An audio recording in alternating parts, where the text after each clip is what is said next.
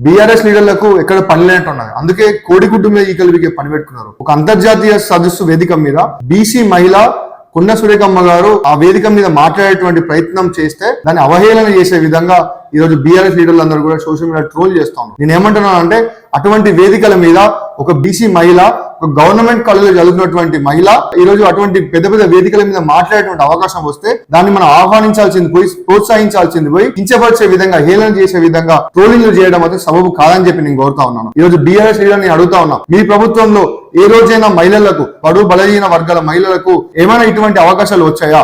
ఇంతసేపు మీ దొరసానులు, కవితక్కలకు మాత్రమే అటువంటి అవకాశాలు రావాలా? ఈ రోజు కాంగ్రెస్ ప్రభుత్వం ఏర్పడిన తర్వాత ఎస్సీ, ఎస్టీ, బీసీ మహిళలందరికీ కూడా మంత్రి పదవులు ఇవ్వడమే కాకుండా ఇటువంటి పెద్ద పెద్ద వేదికల మీద కూడా వాళ్ళకి మాట్లాడేటువంటి అవకాశాలు ఇస్తే దాన్ని మీరు ట్రోల్ చేయడం ఎంతవరకు కరెక్ట్ అని చెప్పి నేను ఈరోజు బీఆర్ఎస్ నాయకుల్ని కోరుతా ఉన్నాను. 1999 నుంచి మంత్రివర్యులు కొండా సురేఖమ్మ గారు ఈ జిల్లాలో తిరుగుతూ ఎంతో మంది పేద ప్రజలకు అండదండగా ఉండి ఈరోజు రాష్ట్ర స్థాయి నాయకురాలుగా, మంత్రిగా ఎదిగారు, పనిచేస్తా ఉన్నారంటే అది గొప్పతనం. అటువంటి బీసీ మహిళల మీద మీరు చేసేటువంటి కులిపిన జోకులు మాత్రం కరెక్ట్ కాదని చెప్పి ఈ రోజు వ్యక్తపరుస్తూ గులాబీ లీడర్లారా ఇంకొకసారి కొండా సురేఖమ్మ గారి జోలికి వస్తే మాత్రం మీ గువ్వలు గుయ్యమంటాయని చెప్పి కూడా ఈ సందర్భంగా నేను తెలియజేస్తా ఉన్నాను.